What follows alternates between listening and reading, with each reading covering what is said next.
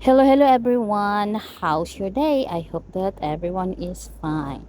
And to this video, let's make this DIY hair clips made of fabric.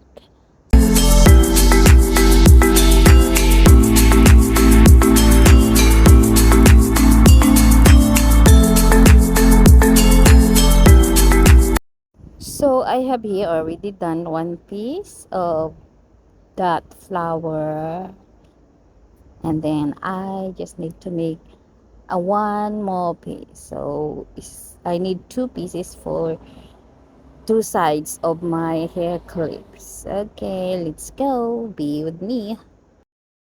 So I cut my fabric into square and fold it like this and sew it the sides this way.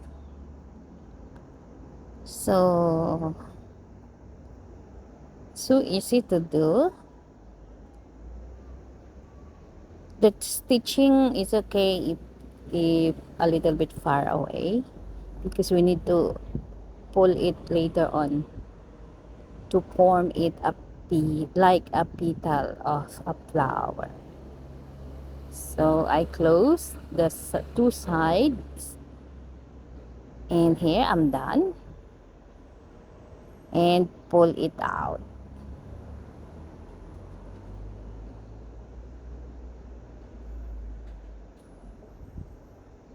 So as you can see, it's like a petals now.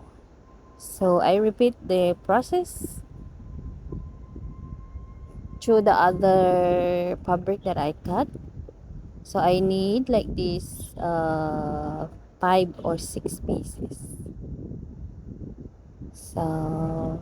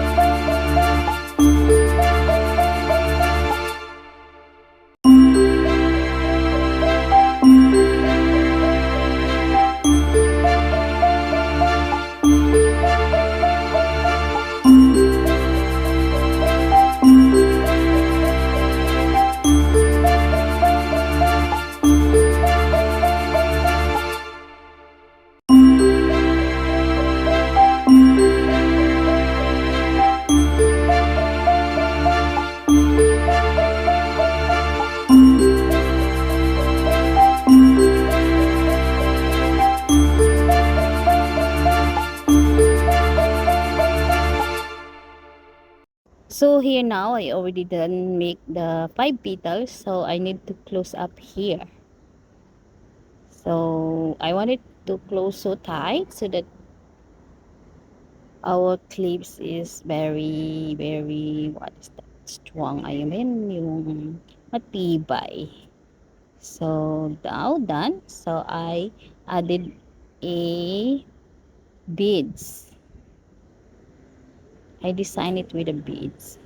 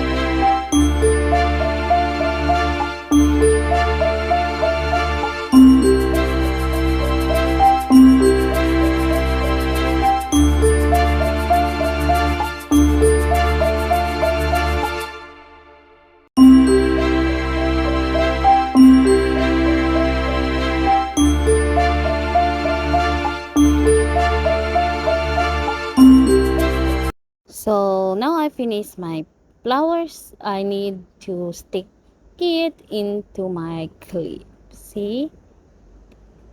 So I stick it using glue.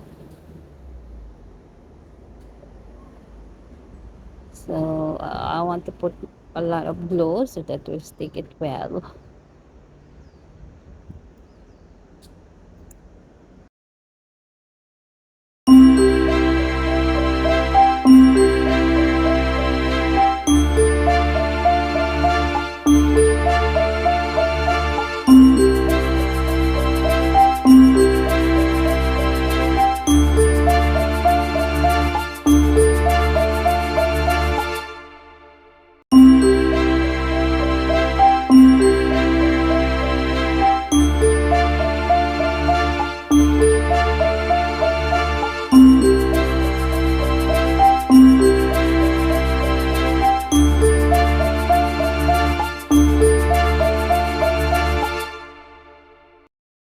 So here it is. My hair clips is done. So pretty.